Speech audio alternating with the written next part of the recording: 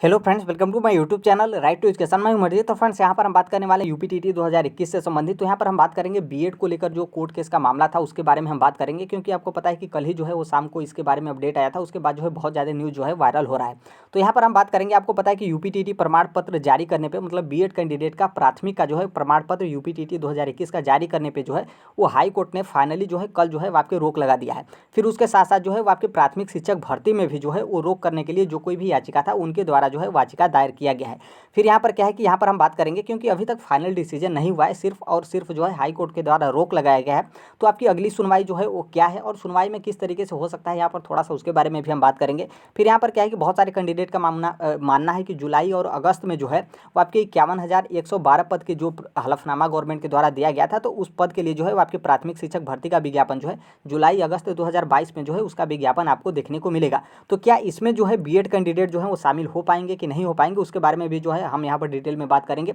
कल जो है वो शाम से जैसे ही जो है बीएड कोर्ट केस का अपडेट आया, उसके बाद जो है बहुत ज़्यादा न्यूज़ वायरल होने लगा। तो आज भी जो है वो आपके न्यूज़पेपर में बहुत डिटेल में बहुत ज़्यादा जो है इसके बारे में डिस्कस किया गया। तो उसके बारे में जो है वो हम एक एक पॉइंट के बारे में बात करेंगे। तो मैं यही कहूँगा कि बिल्कुल वीडियो आप स्किप ना करें, बल्कि आप स्पीड बढ़ाकर जो है वो थोड़ा सा देख सकते हैं। यहाँ पर क्या है कि देखिए क्या है कि अभी यूपीटीटी 2021 का रिजल्ट जारी किया गया था, उसके बाद जो है कोर्ट केस लिखा गया था बीएड कैंडिडेट का प्राथमिक के रिजल्ट में। अब यहाँ पर क्या है कि यूपी रिजल्ट तो उनका जारी कर दिया गया था, कोर्ट केस लिखा था, लेकिन अब आपको पता है कि प्रमाण पत्र जारी होने वाला है। तो प्रमाण पत्र पे ही जो है वो हाई कोर्ट ने जो है वो रोक लगा दिया है। मतलब जो डीएलएड की तरफ से कैंडिडेट ने कोर्ट केस में याचिका बन के दायर किए थे, तो फाइनली उनकी सुनवाई करते हुए जो है हाई कोर्ट ने बीएड कैंडिडेट का प्राथमिक का प्रमाण पत्र न जारी करने के लिए जो है वो कोर्ट ने कहा है। तो यहाँ पर थोड़ा सा कोर्ट का क्या है उसके बारे में हम देखेंगे। तो यहाँ पर बताया गया कि इलाहाबाद हाई कोर्ट ने टीटी 2021 के प्रमाण पत्र जारी करने पर रोक लगा दी है और राज्य सरकार से जानकारी मांगी है कि जो बीएड अभ्यर्थियों को जो है प्राइमरी स्कूलों में अध्यापक नियुक्त करने के संबंध में एनसीटीई ने कोई नई अधिसूचना जारी की है या नहीं जारी की है।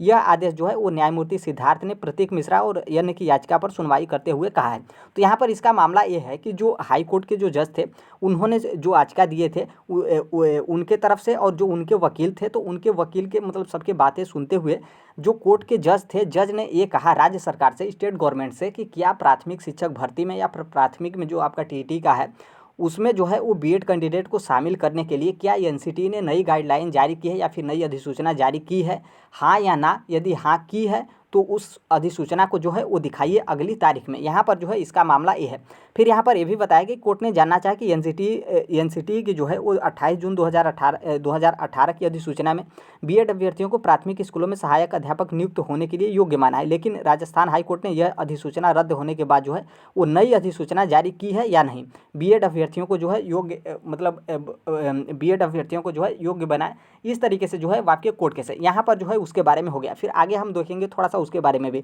यहाँ पर ये बताया गया कि बीएड डिग्रीधारियों को जो है वो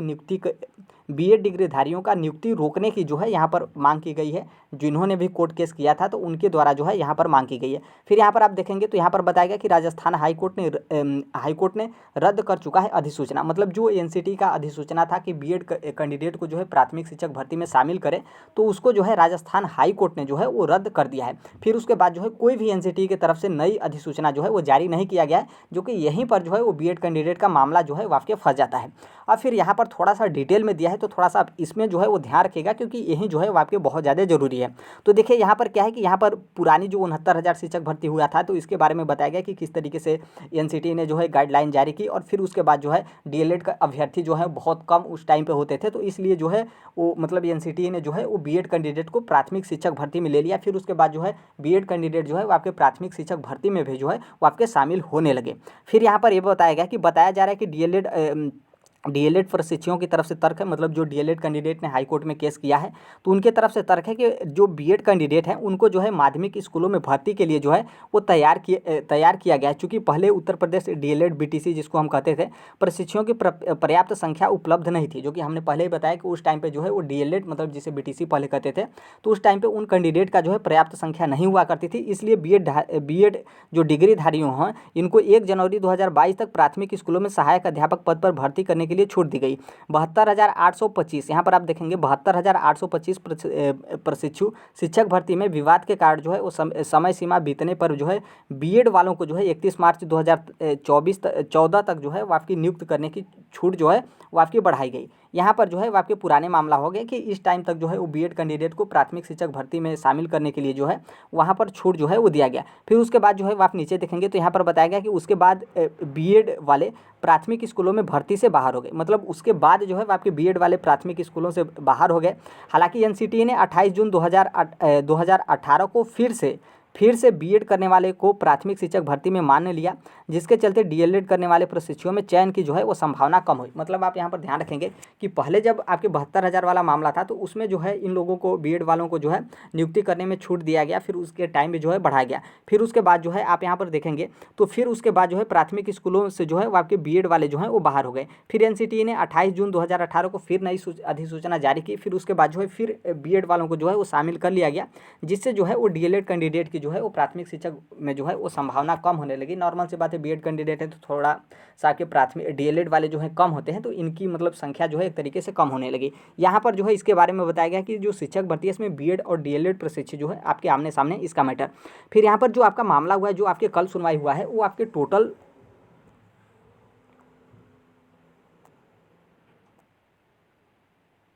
तो जो कल आपका सुनवाई हुआ था, जो मतलब बीएड को लेकर जो है वो हाई कोर्ट में कल जो आपका सुनवाई हुआ था, वो टोटल एक तरीके से कहेंगे तो वो आपकी सुनवाई राजस्थान हाई कोर्ट का जो कुछ दिन पहले फैसला आया था कि रीट में जो है वो प्राथमिक में बीएड कैंडिडेट एलिजिबल नहीं होंगे, तो उसी फैसले को देखते हुए जो है वो आपके हाई कोर्ट फैसला सुनाया था। और जो टोटल राजस्थान गवर्नमेंट ने फैसला सुनाया था उसी फैसले को जो है वो मतलब यूपी का भी हाई कोर्ट जो है उसी फैसले को सेम टू सेम जो है वो यहाँ पर रख दिया। फिर यहाँ पर देखेंगे तो यहाँ पर वही बताया गया कि 2021 का यूपीटीटी का जो है उस पर रोक लगाया गया है। और यहाँ पर ये देखेंगे तो यहाँ पर ये भी बताया गया कि बीएड डिग्रीधारियों को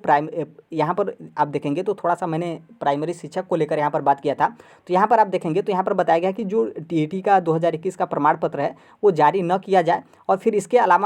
अलावा देखेंगे तो आप यहाँ पर बताया गया कि इसके अलावा बीएड डिग्रीधारियों को जो है प्राथमिक स्कूलों में कक्षा 1 से 5 तक जो है वो पढ़ाने के लिए नियुक्ति करने की भी जो है वो नियुक्ति न करने की भी जो है यहाँ पर मांग की गई है। फिर यहाँ पर जो है आपके वहीं पुराने मामले बताए गए कि किस तरीके से शामिल किया गया, फिर किस तरीके से नहीं शामिल किया गया। फिर यहाँ पर जो है आपके आर्टिकल वगैरह के बारे में बताए गए हैं कि कैसे जो है वो बीएड वाले जो हैं आपके प्राथमिक में जो है वो आपके एलिजिबल नहीं है। फिर यहाँ पर जो है वो थोड़ा सा यहाँ पर जो है बहुत ज़्यादा महत्वपूर्ण है, अगले जो आपका अगला मतलब डेट पड़ा है उसको लेकर। यहाँ पर आप देखेंगे तो यहाँ पर यही बताया गया कि उत्तर प्रदेश सरकार ने टीईटी का जो है आपका परिणाम जारी करने से पूर्व राजस्थान हाईकोर्ट के आदेश पर जो है आपका विचार नहीं किया था। मतलब जो आपका यूपीटीटी का रिजल्ट आया उसमें क्या है कि कोर्ट केस तो बीएड वाले में लिखा था, लेकिन यहाँ पर यही मानना है कि जो यूपी के गवर्नमेंट है उन्होंने जो है वो राजस्थान कोर्ट का जो है वो फैसला नहीं सुनाया गया, फैसला जो है वो नहीं ध्यान दिया, इसीलिए इस तरीके से आपका विवाद हुआ। फिर से जो है वो आपके कोर्ट केस जो है यहाँ पर किया गया। फिर यहाँ पर बताया गया कि राज्य सरकार के अधिवक्ता ने स्वीकार किया है कि अधिसूचना रद्द की जा चुकी है। और यहाँ पर आप देखेंगे कि तो जो एक तरीके से मतलब आप समझ सकते हैं कि गवर्नमेंट की तरफ से जो वकील आए थे तो उनका कहना है कि जो राज्य सरकार के अधिवक्ता ने स्वीकार किया कि अधिसूचना जो है वो रद्द जो है वो की जा चुकी है, और यदि एनसीटी की ओर से कोई नई अधिसूचना जारी की जाएगी तो उस पर विचार किया जाएगा। कोर्ट ने इस मुद्दे पर जो है वो जानकारी मांगते हुए मामले की अगली सुनवाई जो है वो आपकी 16 मई को जो है वो लगाई है। मतलब 16 मई को जो है वो आपकी फिर से सुनवाई होने वाली है। फिर आप यहाँ पर देखेंगे तो यहाँ पर यही बताया गया, साथ ही कहा गया कि अगली सुनवाई तक जो है कोई भी प्रमाण पत्र जारी नहीं किया जाएगा। मतलब यूपीटीटी 2021 का जो आपका रिजल्ट था उसका प्रमाण पत्र जो है वो आपका यहाँ पर साफ साफ बताया गया है कि कोई भी किसी भी प्रकार का प्रमाण पत्र जो है वो आपका नहीं जारी किया जाएगा। मतलब बीएड कैंडिडेट का जो है आपका प्रमाण पत्र नहीं जारी किया जाएगा, बाकी डीएलएड वालों का जो है वो जारी किया जा सकता है, कोई दिक्कत नहीं है। फिर यहाँ पर यही बताया गया कि जो एनसीटी की तरफ से मान लीजिए कोई नई अधिसूचना जारी की जाती है तब तो ठीक है, यदि नहीं अधिसूचना जारी की जाती है तब तो बहुत ही ज़्यादा जो बीएड कैंडिडेट हैं उनको जो है आपकी दिक्कत होने वाला है। बाकी यहाँ पर आप देखेंगे 16 मई को जो है वो फिर से तारीख लगाई गई। 16 मई ज़्यादा मतलब उतना अधिक दिन भी नहीं है, आपके 3-4 दिन में जो है आपका 16 मई आ ही जाएगा। तो अब देखिए क्या होता है, 16 मई को फैसला किस तरीके से होता है उसके बाद ही जो है वो कंफर्म होगा। तो थोड़ा सा 16 मई का जो फैसला है उसको जो है वेट करना पड़ेगा। यहाँ पर जो है इसके बारे में हमने बता दिया। फिर जो है हमने आपको न्यूज़ के बारे में दिखाया। बाकी जो कल का कोर्ट केस का जो मतलब जो कोर्ट केस में फाइल हुआ था, जो फैसला आया था, तो वो शायद आपने देख भी लिया होगा। बाकी आप नहीं देखे होंगे तो कमेंट बॉक्स में टेलीग्राम का लिंक रहेगा, वहाँ पर हम शेयर कर दें तो वहाँ से भी आप जो है वो देख सकते हैं। फिर यहाँ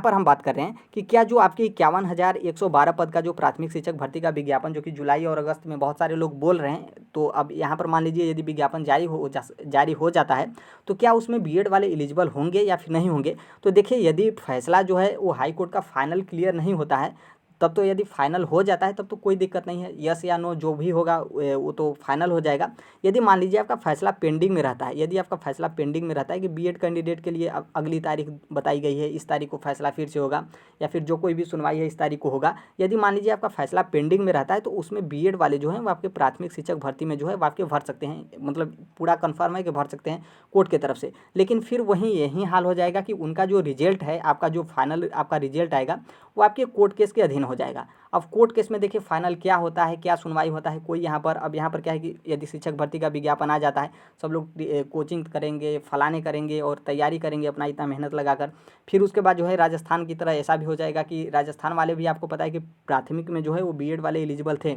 लेकिन जब फाइनल रिजल्ट आया, जब फाइनल मेरिट आया, जब नियुक्ति की प्रक्रिया है, तो उससे पहले ही जो है वो बीएड वालों को प्राथमिक से बाहर कर दिया गया था। तो इसीलिए यहाँ पर थोड़ा सा विवाद यही है। यदि मान लीजिए पहले ही फैसला हो जाता है तो सही, अच्छा है, क्योंकि यदि बाद में फैसला पेंडिंग में रखा जाता है, फिर उसमें एलिजिबल किया जाता है, फिर उनके रिजल्ट आने के समय जो है बताया जाता है कि बीएड वाले इसमें एलिजिबल नहीं होंगे, तब तो उस टाइम पे बहुत ज़्यादा प्रॉब्लम होता है। तो इसलिए गवर्नमेंट को भी या फिर कोर्ट को भी या फिर जो भी इसमें अधिकारी हैं या फिर ऑफिसर्स हैं, जितने भी वकील हैं, सबको जो है कम से कम बहुत जल्द जो है फैसला आपके करने चाहिए, ताकि पहले ही जो है वो आपके यस या फिर नो जो है वो आपके पहले ही कन्फर्म हो जाए, ताकि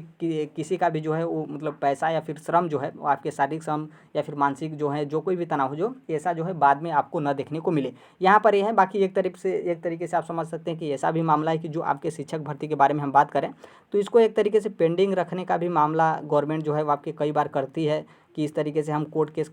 जो है वगैरह करते रहेंगे तो कम से कम प्राथमिक शिक्षक या फिर जो कोई भी प्रक्रिया है उसको आगे जो है वो ना बढ़ाना पड़े। तो अब देखिए क्या है कि हमने पहले ही बता दिया कि आपका जो है वो 16 मई को जो है फिर से सुनवाई है। अब 16 मई का इंतजार है कि 16 मई को जो है क्या सुनवाई होता है, बीएड वाले बाहर हो जाते हैं या फिर कोई अगला डेट मिलता है या फिर बीएड वाले एलिजिबल होंगे। अब क्या होता है, अब 16 मई को आने के बाद ही जो है कंफर्म होगा। तो यहाँ तक यही अपडेट था, बाकी जो कोई भी अपडेट होता है तो हम शेयर कर देंगे। बाकी यहाँ पर देखिए क्या है कि जो भी कोर्ट की तरफ से होता है, मैं बिल्कुल ये नहीं बोल रहा हूँ कि बीएड वाले अंदर होंगे या फिर बीएड वाले जो हैं वो आपके बाहर होंगे, बीएड वालों को बाहर कर देना चाहिए, ऐसा मैं बिल्कुल नहीं बोल रहा हूँ। बल्कि जो है कोर्ट की तरफ से अपडेट आया या फिर जो कोई भी न्यूज़ में जो है वो आपके दिया गया है उसी के बारे में हम यहाँ पर डिस्कस कर रहे हैं। बाकी हम पूरा जो है वो आपके 16 मई का जो है वो इंतजार करें कि 16 मई को किस तरीके से गवर्नमेंट फैसला देता है। यदि आप अभी तक जो है मेरे चैनल को सब्सक्राइब नहीं किए तो बिल्कुल कर लीजिएगा। मिलते हैं अगले नेक्स्ट वीडियो में, तब तक के लिए thank you, bye bye, take care, all the best. Thank you for listening, God bless you all, thank you.